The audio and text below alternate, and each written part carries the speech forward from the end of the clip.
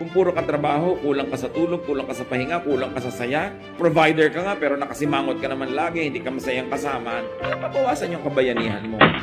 Pagod ka na nga, dapat maging hero ka na, pero dahil sobrang pagod, palaangil ka na, palaaway, people end up hitting you. Kailangan na tayo marunong mag-relax.